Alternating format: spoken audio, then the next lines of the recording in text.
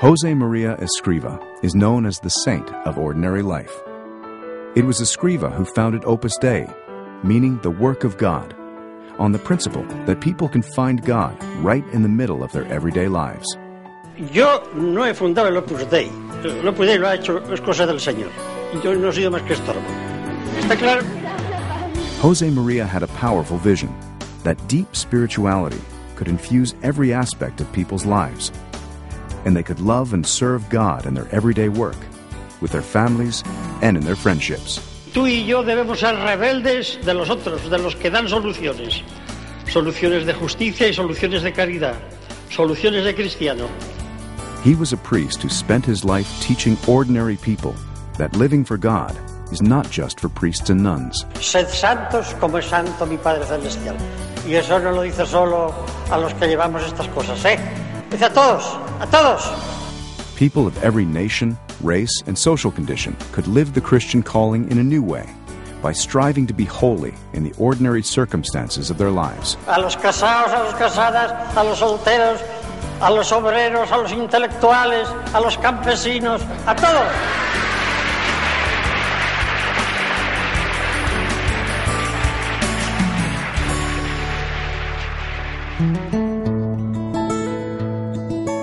Jozefmaria Escrivá's openness to the will of God began at an early age. Born into a devoutly Catholic family, Jozefmaria would recite all his life the prayers his mother taught him. He suffered many hardships as a child. His 3 younger sisters died. His father's business collapsed, and the family had to move to another city where they struggled to get by. When he was 15, he began to sense that God had a special mission for him. He had dreamed of being an architect, but instead became a priest to be ready for whatever God was asking, praying fervently, "Lord, let me see what you want." During a retreat in Madrid, God showed him what he wanted.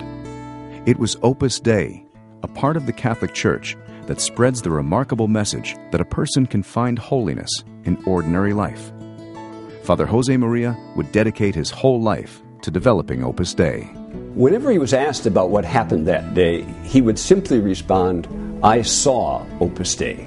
But I think it's clear that from that very moment, he understood that ordinary Christians were called to holiness in their work and in the middle of the world, and that he was called to start an organization that would spread that message.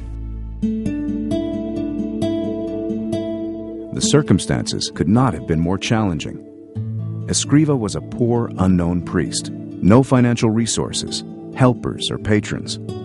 1930s Spain was boiling with anti-clericalism.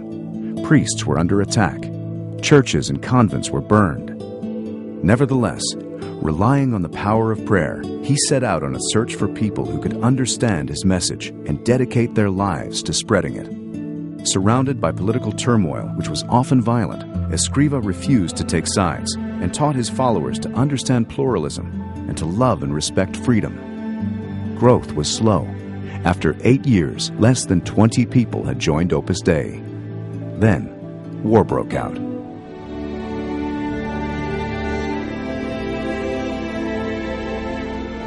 The Spanish Civil War brought even fiercer religious persecution. Thousands of priests and nuns were murdered. Father Jozefmaria was forced to abandon his clerical dress and to go into hiding in Madrid, moving from place to place to avoid capture and death. For a while, he hid in an insane asylum, pretending to be mentally ill. Later, he and a few members of Opus Dei found refuge in the consulate of Honduras, where they lived in a single room. During this time, he still ministered to many people, at times risking his life to do so. This was a time of great danger for all priests, but Father Jozefmaria felt he could not simply sit out the war in hiding, unable to carry out his priestly activities or work at the development of Opus Dei. So he decided to try to escape to the nationalist zone where religious activities were permitted. In the fall of 1937, Escrivá traveled incognito to Barcelona, and from there joined a group of smugglers for a series of dangerous night marches through the Pyrenees Mountains into Andorra. For the remainder of the war, he struggled to re-establish contact with the members and friends of Opus Dei. The Civil War left Spain destroyed. A few months later, the Nazis invaded Poland, beginning the Second World War that devastated Europe. Spain remained neutral, but suffered scarcity of food and extreme hardship. Despite the difficult conditions, Father Josemaria immediately resumed his activities in Madrid, and Opus Dei began to grow rapidly. It spread to other Spanish cities, and in 1944, 3 lay members, all engineers, became the first priests of Opus Dei. From the beginning, Escrivá had seen that Opus Dei would be for all people and for all time. In 1946, he traveled to Rome to seek Vatican approval so that international expansion could begin. He would live there for the rest of his life. By the mid-1970s, Opus Dei would be flourishing in over 30 countries on 6 continents.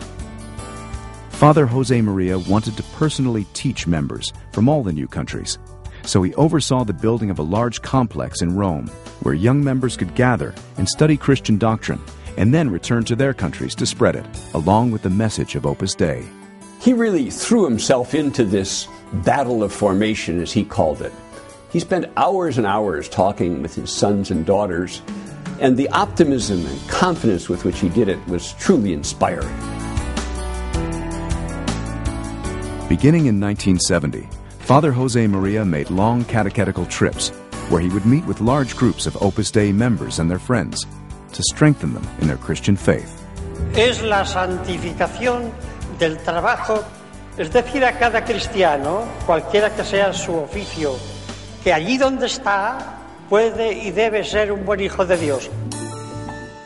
On June 26, 1975, he died suddenly of a heart attack and was buried in the Church of Our Lady of Peace in the central headquarters of Opus Dei in Rome. Immediately, people around the world began to pray to him for all their needs. On October 6, 2002, before an enormous crowd in St. Peter's Square, Pope John Paul II declared him to be a saint, referring to him as the saint of ordinary life.